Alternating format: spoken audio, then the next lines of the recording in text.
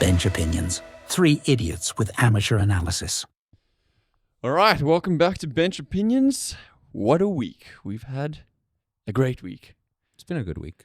Well, Muxie's had, we're talking about this in the past tense, but in the future. I mean, when we speak a bit, I still had a good week.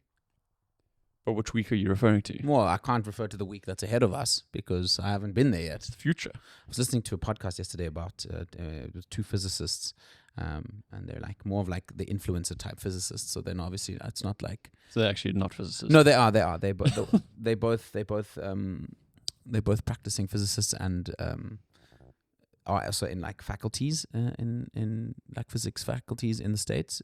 But they were just on this podcast because they have varying opinions and theories on the world, and they were talking about whether time travel is possible or not.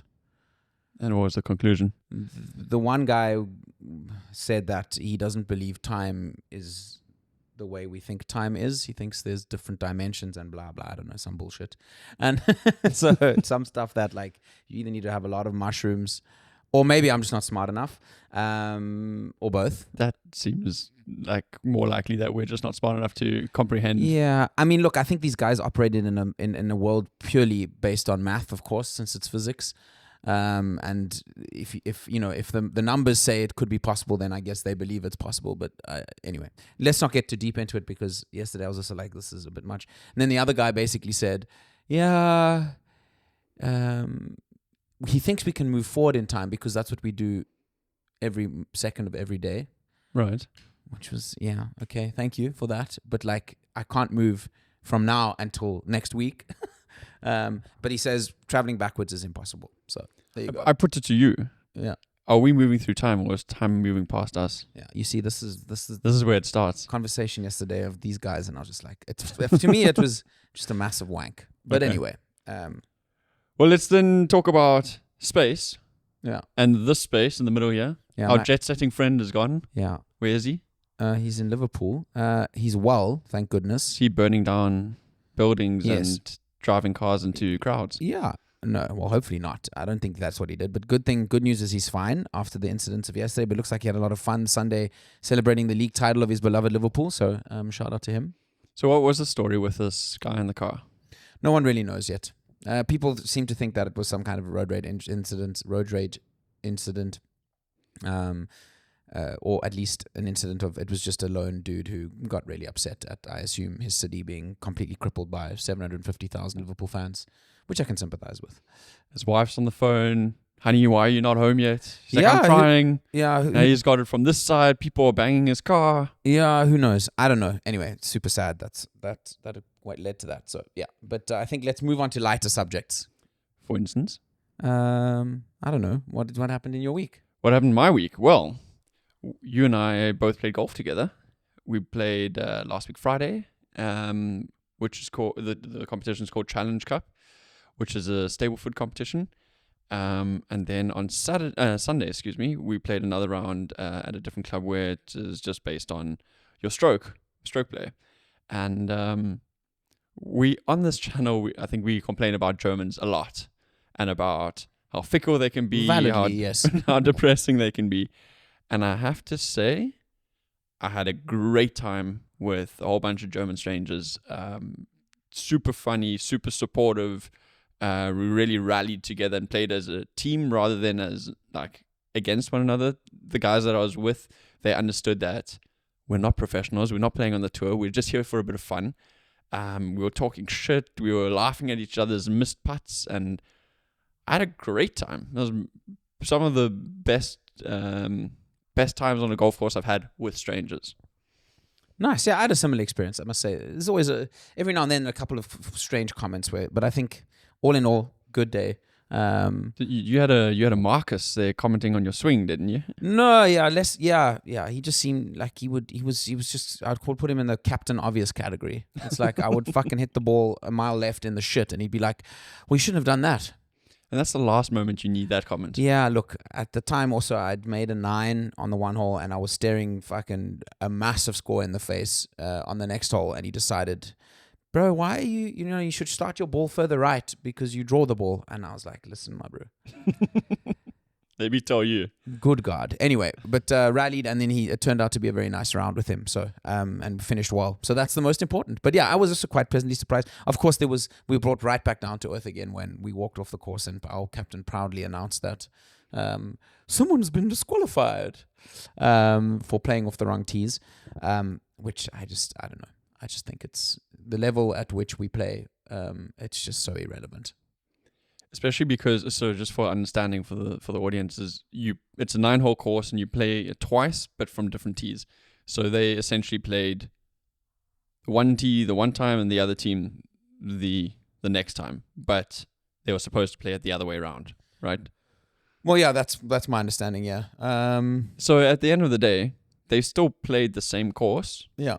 Just in a different order. In the wrong order. Yeah, and I don't know. Surely that isn't something you get disqualified for. As I said, I think someone also lectured me recently about a rule that I was so convinced I was right about. On Friday, actually, a guy lectured me about a rule. And it wasn't, funny enough, it wasn't even, so we were playing the one hole without getting too deep into sports because this is WhatAWeek, but we were playing the one hole and there's different rules as to like when your ball lands in a certain spot, how you are supposed to deal with it.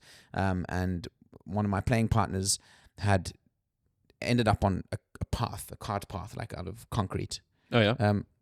And he was kind of just off the cart path, like he was on it, like he was half the ball was on it and half the ball was off it. But Right. obviously he was presented with the issue that if he hit that ball, he was probably going to destroy his golf club. Right. And there was another full ball playing the parallel hole, so they'd kind of seen it, and I was a bit further ahead. So they asked the other full ball, "Hey, what do I do?"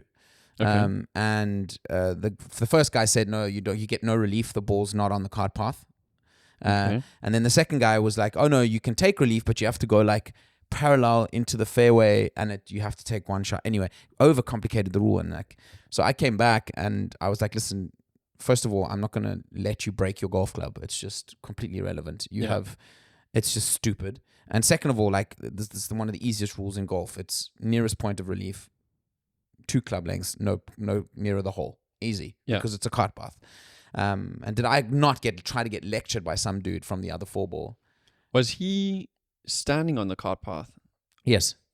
So from my understanding, even if you're standing on the cart path and the ball is off the cart path, even then you get relief. It depends what the club decides, because the club can decide either way. For example, sprinkler heads, every club says if your stance is in any way impeded with a sprinkler, you can take a free drop. Mm-hmm.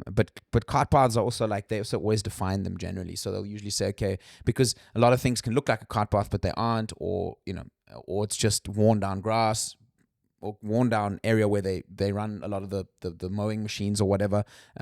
So usually they define them, but like this was a concrete one. But also at the end of the day, I walked away from that thing and I was like, he gains absolutely no advantage from just dropping it a meter next to him and having to hit it from there. And everyone has so. Anyway, so yeah, but mixed bag, but generally speaking, pleasantly surprised at how pleasant Germans were last week. A group of Germans that I didn't find to be very pleasant, but then changed their minds, toot sweet, as you say in South Africa, is we went to a birthday party on Friday.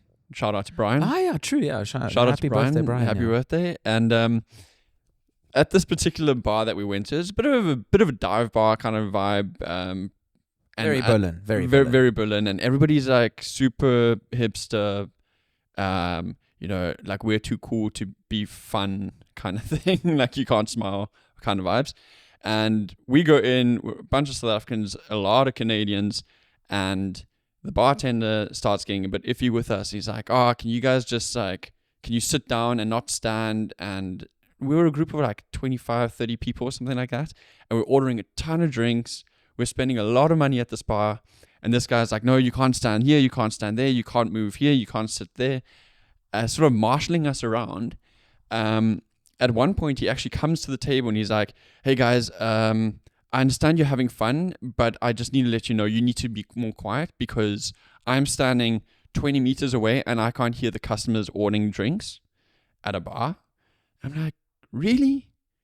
You're going to shush the crowd that's actually spending the most amount of money here whilst everybody else is suckling on one like water?" I didn't get it at all. At the end of the night, the guy came over to us and was like, "Man, we've made such a massive turnover from you guys. Thank you so much for coming. And you guys really seem to be a fun crowd. That's true. Look, I didn't get the first sentiment either. I think also it was dealt with he's a young German kid. It was dealt with in a very German awkward way. Yeah. They also had a kitchen that wasn't in use, where he constantly wanted to keep the door free. the doorway free in case of fire. And I was like, okay, I get it, but the kitchen's no one's in the kitchen, so I don't know what's gonna. Anyway, so it was a very short period where it seemed like we were stuck in the movie Footloose and fucking nothing was allowed. I wasn't dancing, so at least that we were safe. But yeah, at the end of the day, we just economically captured him. Yeah. That's the reality. You see, we can turn all of these socialists to capitalists. And this is why, at the end of the day, people, if you drink enough, sometimes it works. Yeah. Sometimes it makes little irritations go away. Just drink enough. Yeah. So there you go. And it's weirdly like retail therapy, because you're drinking, you're spending money, and then things are better. Absolutely. But yeah, good night, fun. It was good. But you're quite happy that it didn't continue. I just think I don't think I was happy it didn't continue. I think the next day I was like, now I'm thankful. Right. Because I think only poor things would have happened after that. I wanted to go for a bit of a boogie. Yeah, a boogie would have been good, but I don't know. I just think sometimes quit while you're ahead. Particularly when you're feeling how you're going to feel the next day. Anyway, so to follow on from Brian, from the first day of Brian's birthday, we went to, the second day I went to go watch some playoff hockey, street hockey, whatever. It was fun. When we went to a beer garden afterwards, and this was my little observation of the week, is that we're at this beer garden. It's actually super nice. It's we've all ordered food, typical sort of beer garden food, whatever, all good. And we're sitting there, and at some point I kind of look over to where the food is all prepared and everything. It all looks clean. It's all fantastic. Right. And they've put chicken wire under all it's like all freestanding like carts, vans pretty much. And they put chicken wire all around the bottom of the bar and chicken wire all around the bottom of the thing. I assume to avoid what I then saw, which is a gigantic rat, but like massive rat underneath the food cart. And this was while my food was still being prepared. Wouldn't chicken wire give rats the opportunity to climb up it?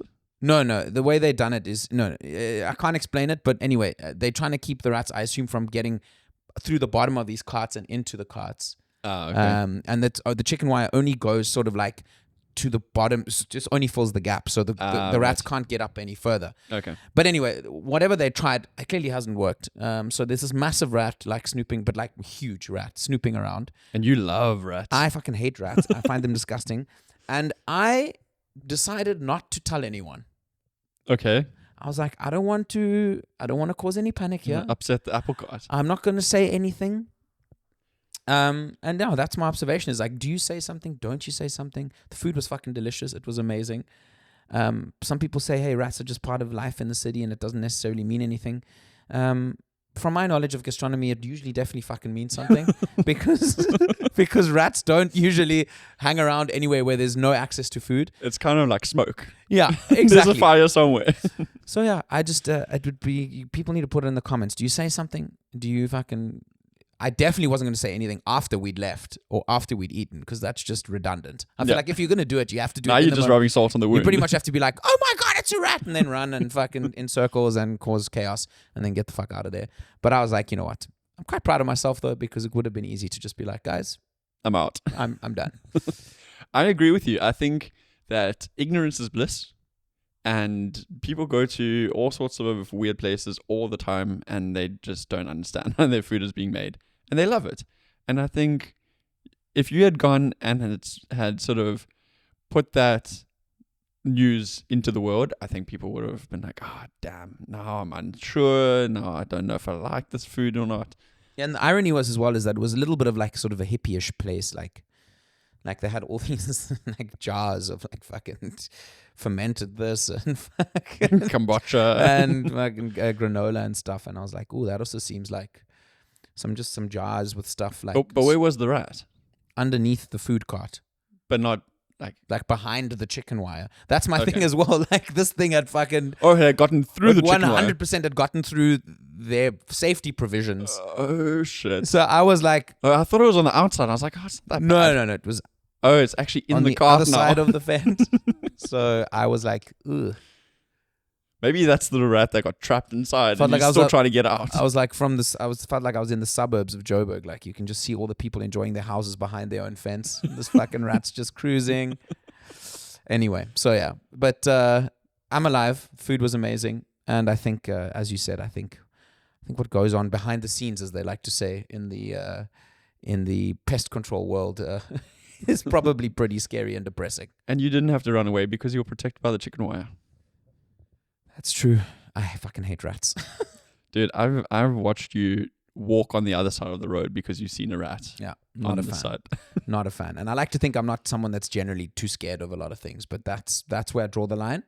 I think I saw one too many documentaries about the pest, Is it the Black Plague. fear or is it No, disgust? It's disgust. Yeah. It's disgust that's then fueled by, like, if that thing touches me, I will not be well. Yeah, I'll never be clean again. Yeah, I'm like, then I'd have to amputate. Oh my word. Okay. Well, There you go. let's see what Maxi brings home for all sorts of stories Yeah. when we see him next week. You might have seen some of it on the Instagram channel. He posted some of the videos of Sunday, right after the title victory outside of Anfield. Or they'd already won the title right after the last game of the season. So, yeah. I can't remember if he posted the photo of himself lighting up some flares. No, I don't know if he did. No. No. I do like Well, that we've he... just revealed that I now. love how that he just posted the Instagram, the stuff on Instagram, like as if we're a Liverpool fucking account. I would have preferred him to be like, Maxi, who is a Liverpool fan, happens to be in Liverpool for the title parade. How cool is that? No, now apparently Dude, you're a Liverpool supporter now. I am not a Dude, Liverpool you even supporter. went to Liverpool. I did. Yeah, according to those posts. Yeah. Well, I've been to Liverpool, Just not for the... but I was there for the blues half of the city, Everton, Ah. as the Spanish say, Everton. But And yeah, on that bombshell, on that bombshell. let's end it there. See y'all. Thanks for watching this week. And if you haven't seen the other episodes, just go back and watch both football and rugby. There you have it. Take care. It's that easy. Cheers, Bye. cheers.